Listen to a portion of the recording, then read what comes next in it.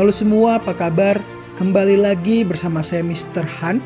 Pada video kali ini, saya akan merangkum film yang menceritakan kehidupan seorang pria pengangguran yang mengisi hidupnya sebagai seorang penulis. Kehidupannya sangat susah dan sangat menyedihkan. Namun, kehidupannya berubah ketika ia mengkonsumsi sebuah pil ajaib yang membuat hidupnya jauh lebih baik. Film berjudul Limitless dirilis pada tahun 2011 dan diperankan oleh Bradley Cooper. So, tanpa basa-basi lagi, siapkan mental kalian, langsung saja. Let's go!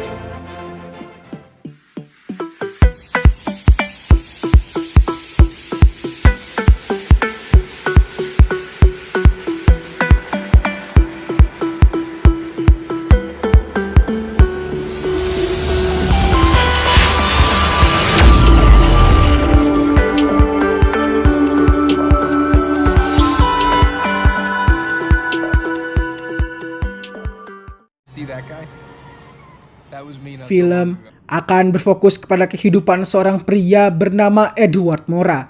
Kita sebut saja dengan Eddie. Eddie adalah seorang penulis lepas, namun karena sifat malas yang ia miliki membuat dirinya jauh dari kata sukses dan bahkan ia tidak memiliki tabungan sama sekali di rekening banknya.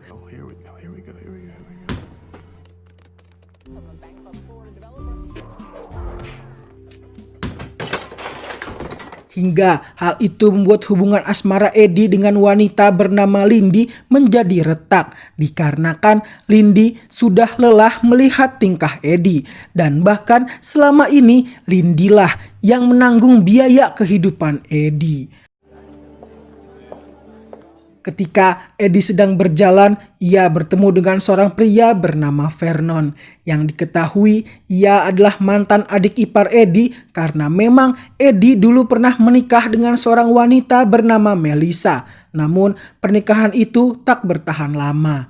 Vernon diketahui ia adalah seorang pengedar narkoba, namun saat ini ia mengaku ia telah berhenti menjadi pengedar dan kini dirinya bekerja sebagai konsultan marketing di salah satu perusahaan farmasi. Melihat Eddie yang saat ini sedang mengalami kesulitan, Vernon menawarkan sebuah pil yang memiliki efek akan merangsang reseptor otak manusia yang mengkonsumsinya. Dengan kata lain, jika Eddie mengkonsumsinya, itu akan membuat Eddie menjadi pribadi yang dapat memproses segala hal yang masuk ke otaknya dengan sangat cepat dan obat ini bernama NZT-48. Awalnya Eddie enggan menerimanya karena ia masih skeptis dengan Vernon sebagai pengedar narkoba. Namun setelah Vernon berkata bahwa kesempatan tak datang dua kali dan obat ini memiliki harga yang sangat mahal yaitu $800 per butirnya, Eddie pun menerimanya dan Vernon meninggalkan kartu namanya jika Eddie membutuhkan bantuannya lain kali. Dan ketika ingin pulang ke apartemennya, Eddie segera mengkonsumsi pil tersebut.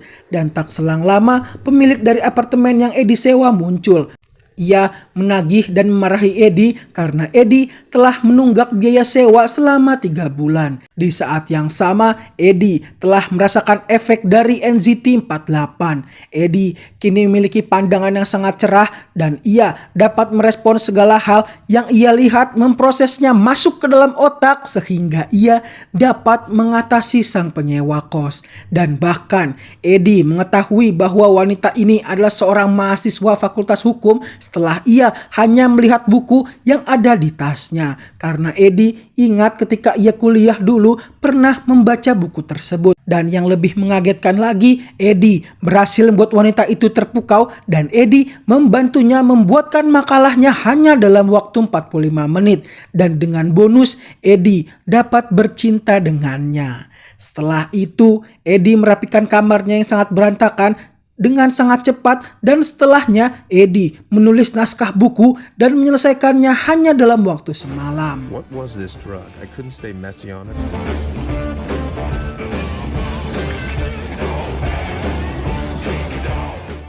Namun keesokan harinya ketika Eddie terbangun, efek dari obat yang ia konsumsi telah hilang sepenuhnya. Eddie segera memberikan naskah buku tersebut ke pihak penerbit. Dan betapa terkejutnya pihak penerbit ketika Eddie dengan tiba-tiba telah menyelesaikan naskahnya. Pihak penerbit akan menelpon Edi ketika dirinya telah usai membacanya. Dan ketika Edi telah sampai di rumahnya, penerbit meminta Edi untuk segera merevisi naskahnya karena ia sangat tertarik dengan naskah yang dibuat oleh Edi. Edi merasa sangat senang dengan hal itu, namun ia tak dapat melakukannya tanpa obat yang ia konsumsi, sehingga ia memutuskan untuk menemui Vernon. Vernon akan memberikan Edi obatnya jika Edi mau membantunya untuk mengambilkan bajunya yang di laundry dan menyiapkan sarapan untuknya. Edi yang sangat membutuhkan obat itu pun segera memenuhi keinginan Vernon. Namun ketika Edi telah kembali menemui Vernon, betapa terkejutnya Edi melihat Vernon yang telah tidak bernyawa dan kamar apartemennya sangat berantakan.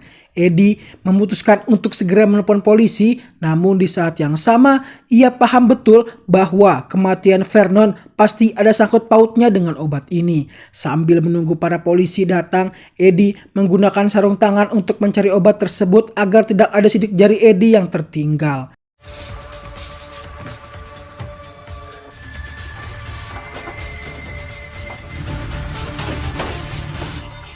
Betapa beruntungnya Edi, ia menemukan obat tersebut dengan jumlah yang sangat banyak dan uang milik Vernon, dan tak selang lama polisi pun datang ke sana.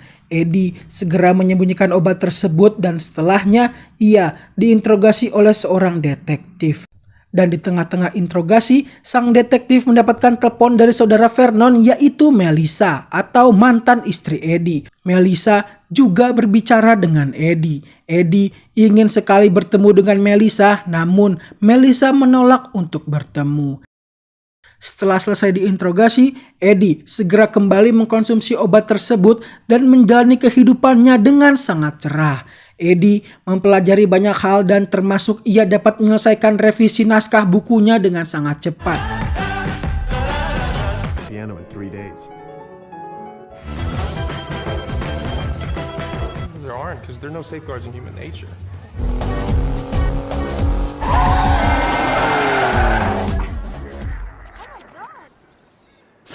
Bukan hanya itu, Edi juga menjadi pria yang sangat pemberani dan sangat percaya diri. Dan hal itu membuat dirinya mudah mendapatkan simpati dari orang-orang termasuk memikat wanita. Dan karena obat NZT48 ini, Edi bertemu dengan seorang pria yang bekerja sebagai broker saham, sehingga itu membuat Edi tertarik mempelajari dunia investasi.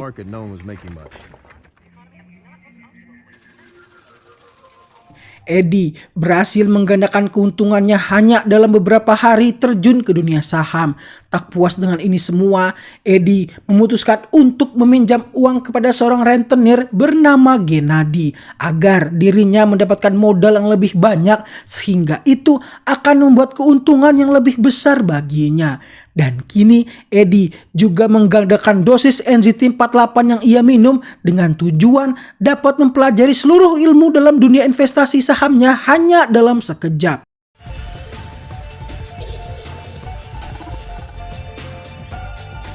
Dan hal itu semua terbukti dengan keberhasilan Edi yang membuat dirinya menjadi dikenal di kalangan investor, termasuk seorang investor terkenal bernama Carl Van Loon yang ingin menemui dirinya. Karena kini hidupnya telah berubah, hubungan asmara Edi dengan Lindy pun kembali membaik. Lindy sangat kaget dengan perubahan Edi yang sangat cepat, dan bahkan Edi mampu menguasai berbagai macam bahasa yang ada di dunia. Hingga di suatu saat ketika Edi sedang bersama Lindy, ia melihat seorang pria misterius yang sedang memperhatikannya. Namun Edi menghiraukannya dan pergi bersama Lindy. Di suatu malam, ketika Edi sedang berada di apartemen bersama Lindy, ia merasakan hal yang aneh terjadi kepada dirinya, yaitu ia tak dapat mengontrol dirinya sendiri dan bahkan ia lupa apa yang ia lakukan hingga tiba-tiba ia sudah berada di koridor apartemen tanpa dirinya sadari. Dan diketahui bahwa itu adalah efek samping yang diakibatkan dari NZT48 yang dikonsumsi secara berlebihan oleh Edi. Keesokan harinya, Edi masih mengkonsumsi obatnya dan kini ia sedang bertemu dengan Carl Van Loon. Van Loon mengetes kemampuan Edi dalam dunia investasi. hingga Edi diperintahkan untuk menganalisis suatu perusahaan yang akan dibeli oleh Van Loon. Dan Edi harus mempresentasikan hasil analisisnya besok jam 10 pagi. Dan Van Loon mengantarkan Edi pulang.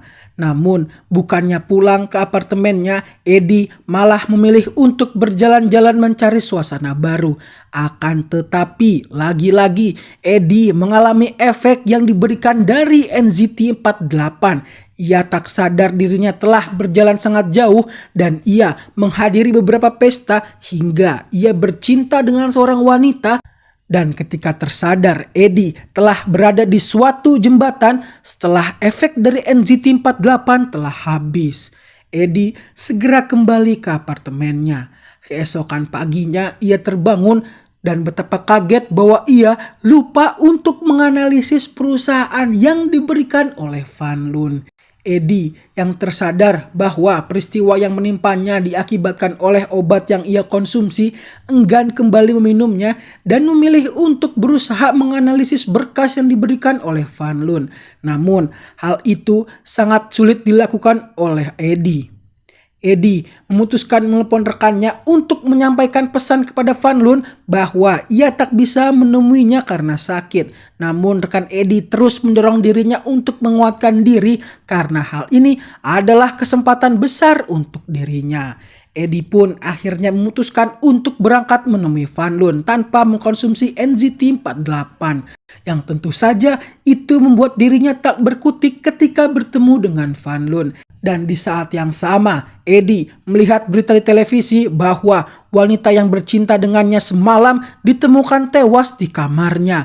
Yang tentu saja itu membuat Edi sangat kaget hingga muntah. Edi memutuskan meninggalkan Van Loon dan pulang ke apartemennya. Sesampainya di apartemen miliknya, ia mendapatkan telepon dari Melissa. Edi memaksa Melissa untuk bertemu karena ia ingin menanyakan obat yang diberikan Vernon kepadanya. Dan Melissa dengan terpaksa mengiyakan ajakan dari Edi.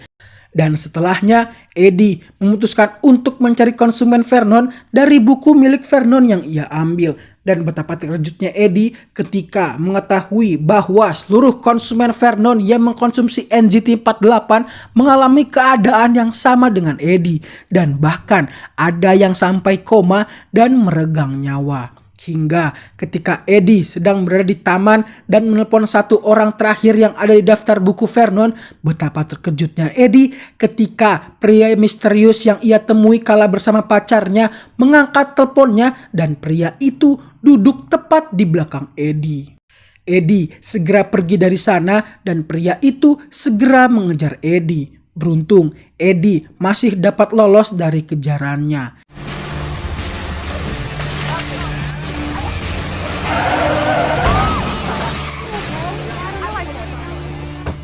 Ia kini tengah bertemu dengan Melissa dan ternyata Melissa juga pernah mengkonsumsi NZT48 dan kini ia telah sepenuhnya berhenti mengkonsumsinya. Melissa bercerita bahwa jika orang mengkonsumsi NZT48 secara berlebihan itu akan membahayakan nyawanya dan efeknya sama persis dengan yang dirasakan oleh Edi. Dan jika Edi berhenti mengkonsumsi NZT48 maka Edi akan merasakan rasa sakit yang sangat dan akan merenggut nyawa Edi.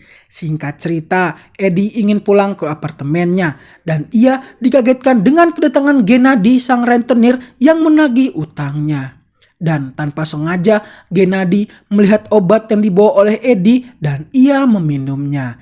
Edi membawa Gennady pergi untuk mengambil uangnya di bank dan kini Gennady telah merasakan efek dari NZT48.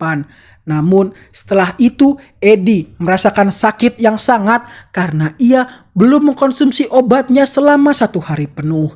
Dan karena ia tak kuat berjalan ke apartemennya, Edi memutuskan untuk pergi ke kantor pacarnya.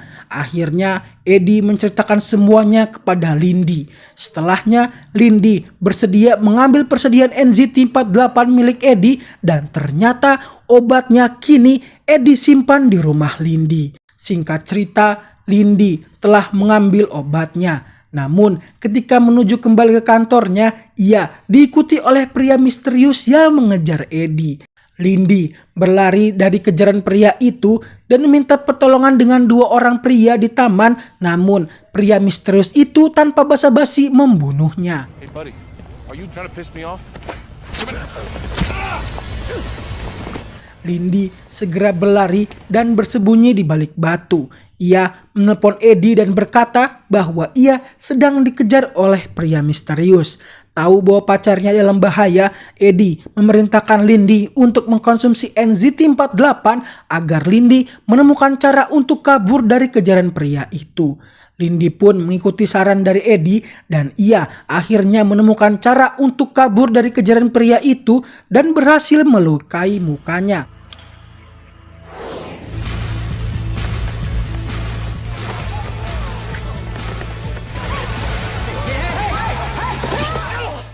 Singkat cerita, Lindy telah berhasil membawa NZT48 ke Eddie dan setelah itu mereka pergi menginap di sebuah hotel. Keesokan paginya, Lindy yang mengetahui efek dari NZT48 kecewa dengan Eddie karena ia merasa bahwa Eddie yang sekarang bukanlah Eddie yang ia kenal. Ia meminta kepada Eddie untuk berhenti mengkonsumsinya. Eddie yang tahu bahwa ia tak dapat berhenti mengkonsumsi NZT48 pun berjanji kepada Lindy bahwa ia akan menemukan jalan keluar untuknya. Ketika Lindy baru saja pergi dari hotel, ternyata Gennady sang rentenir telah menunggu Eddie di bawah. Eddie yang mengetahui bahwa Gennady menghampirinya untuk obatnya segera menghampirinya dan Eddie memutuskan untuk berbisnis dengan Gennady. Dan Eddie juga menyewa bodyguard untuk keamanannya. Kehidupan Eddie kini semakin sukses dengan bisnis yang ia jalankan dengan Van Loon. Corporate history. Ironically, it's gonna be... Hingga Eddie menyewa seorang farmasi untuk mengembangkan NZT48 agar meminimalisir efek yang diberikan dan menguatkan khasiat yang diterima. Eddie rela menggelontorkan uang sebanyak $2 juta untuk pengembangan NZT48 dan ia ingin pengembangannya selesai selama 6 bulan. Give you $2 million if you can do it in 6. Namun, kesuksesan Eddie harus terganggu dengan datangnya detektif yang pergi menemuinya dikarenakan Eddie terjerat kasus akibat wanita yang meninggal di sebuah hotel kala itu. Karena hal itu, Eddie harus menyewa seorang pengacara untuk mengurus kasusnya. Dan kini, Eddie dan Van Loon pun akan melakukan merger perusahaan dengan seorang pria bernama Ed Wood. Ed Wood setuju dengan tawaran yang diberikan oleh Eddie dan Van Loon. Van Loon sangat puas dengan kinerja yang diberikan oleh Eddie. Dan ketika Eddie pulang ke kamar hotel yang ia sewa, betapa kagetnya ketika kamarnya telah berantakan sehingga ia memutuskan untuk membeli apartemen dengan keamanan yang sangat tinggi dengan harga fantastis, yaitu $8 juta. Ketika Eddie sedang berjalan, ia bertemu dengan Gennady yang telah semakin sukses akibat NZT48. Ia menginginkan obatnya sebanyak 20 butir esok hari. Keesokan harinya, ketika penandatanganan kontrak antara perusahaan milik Ed Wood dan Van Loon, Ed Wood tidak dapat datang karena sakit sehingga kehadirannya digantikan dengan istrinya yang berkata bahwa Ed Wood setuju dan ingin menandatangani kontraknya sehingga ia meminta kepada Eddie dan Van Loon merahasiakan penyakit Ed Wood. Dan betapa terkejutnya Eddie ketika mengetahui bahwa pengawal dari istri Ed Wood adalah pria misterius yang selama ini mengejar dirinya. Dengan kata lain, Ed Wood juga mengkonsumsi NZT48 dan ternyata selama ini pria misterius mengejar Eddie karena Ed Wood telah kehabisan NZT48 sehingga kondisi kesehatannya pun menurun. Kemudian Eddie pergi ke kantor polisi untuk hadir sebagai terduga tersangka dan beruntung sang pengacara telah menyiapkan beberapa orang yang mirip dengan Eddie sehingga itu berhasil membuat saksi terkecoh. Setelah itu Eddie segera kembali ke kantor Van Loon dan berita di televisi menayangkan istri dari Ed Wood mengatakan bahwa merger antara bisnis suaminya dan Van Loon hanyalah rumor belaka. Dan tentu saja itu membuat Van Loon sangat marah. Eddie juga menerima sebuah paket yang berisikan tangan-tangan bodyguardnya yang telah terpotong, yang mana ia mengetahui bahwa hal itu adalah ulah Gennady. Dan di saat yang sama, Eddie yang belum meminum obatnya merasakan efek dari obatnya. Namun ketika ia ingin meminum obatnya, betapa kagetnya ia ketika stok obat yang biasa ia taruh di jas miliknya telah hilang.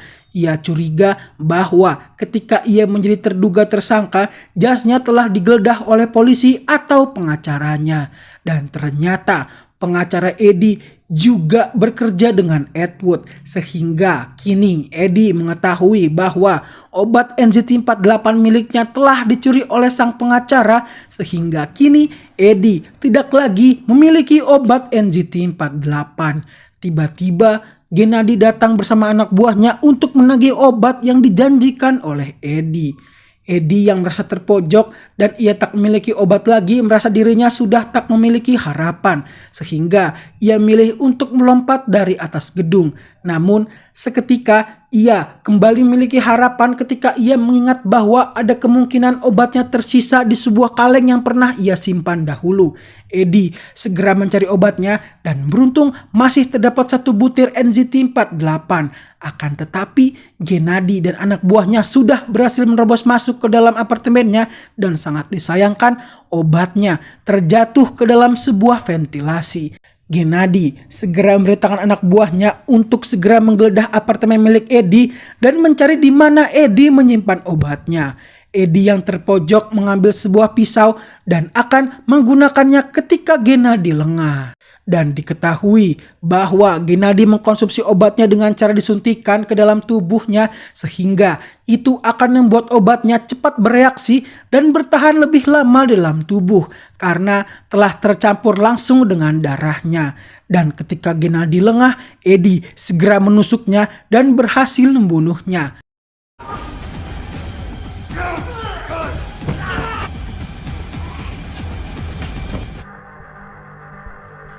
Eddie pun memutuskan untuk mengisap darah milik Gennady agar ia dapat mengkonsumsi zat NZT48 dari darah Gennady. Dan setelah itu, Eddie berhasil mengalahkan anak buah Gennady.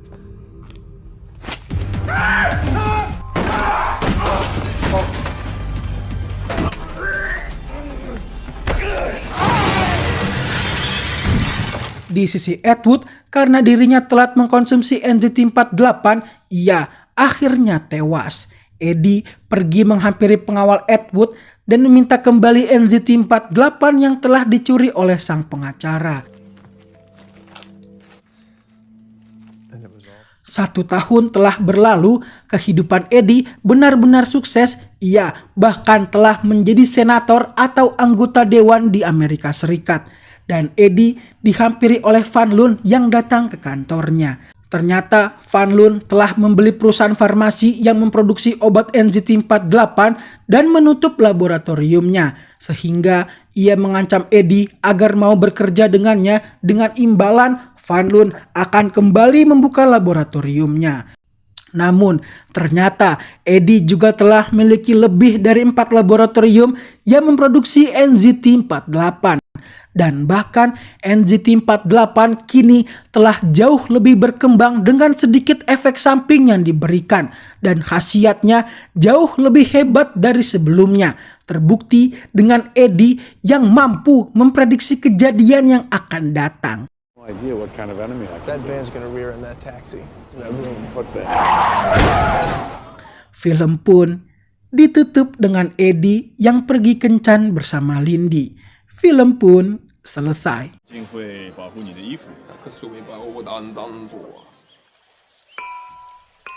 Film ini sangat populer pada zamannya hingga membuat para pengangguran menjadi membayangkan apakah ada obat NZT48 di dunia nyata.